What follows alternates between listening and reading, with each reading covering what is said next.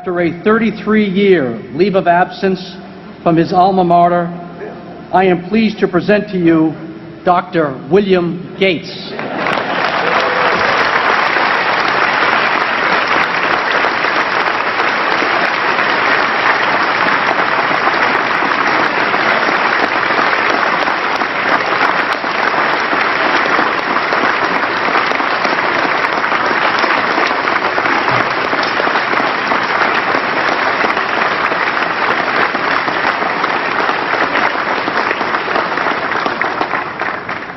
Thank you.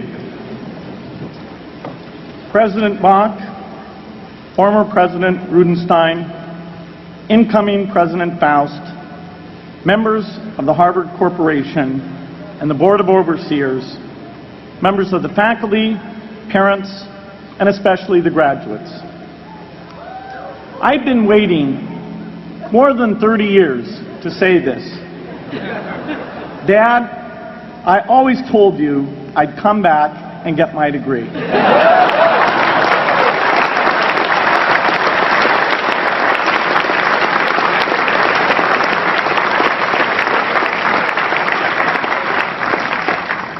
I want to thank Harvard for this honor.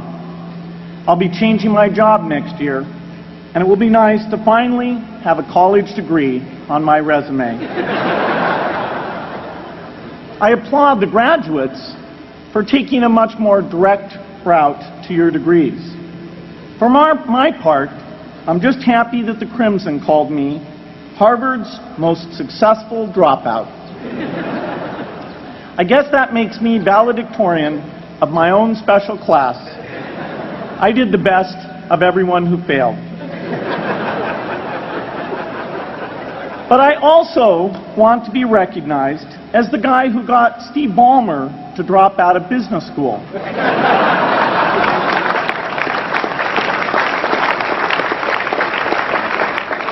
I'm a bad influence. That's why I was invited to speak at your graduation. If I'd spoken at your orientation, fewer of you might be here today.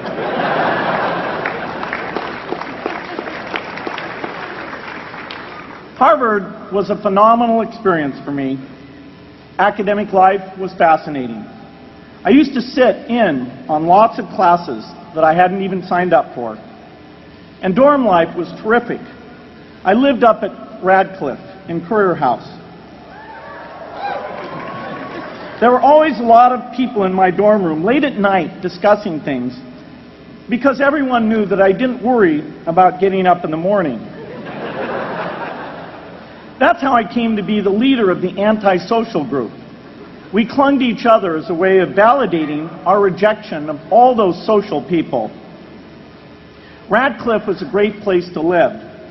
There were more women up there, and most of the guys were math science types. The combination offered me the best odds, if you know what I mean. That's where I learned the sad lesson that improving your odds doesn't guarantee success.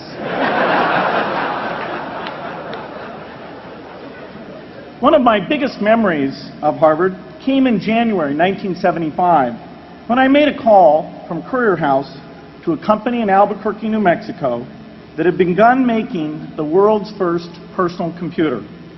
I offered to sell them software. I worried they would realize I was just a student in a dorm and hang up on me. Instead, they said, "We're not quite ready. Come see us in a month," which was a good thing because we hadn't written the software yet. From that moment, I worked day and night on the extra credit project that marked the end of my college education and the beginning of a remarkable journey with Microsoft. What I remember above all about Harvard was being in the midst of so much energy and intelligence. It could be exhilarating, intimidating, sometimes even discouraging, but always challenging. It was an amazing privilege, and though I left early, I was transformed by my years at Harvard, the friendships I made, and the ideas I worked on. But taking a serious look back, I do have one big regret. I left Harvard with no real awareness of the awful inequities in the world, the appalling disparities of health and wealth and opportunity that condemn millions of people to lives of despair. I learned a lot here at Harvard about new ideas in economics and politics. I got great exposure to the advances being made in the sciences. But humanity's greatest advances are not in its discoveries, but in how those discoveries are applied to reduce inequity.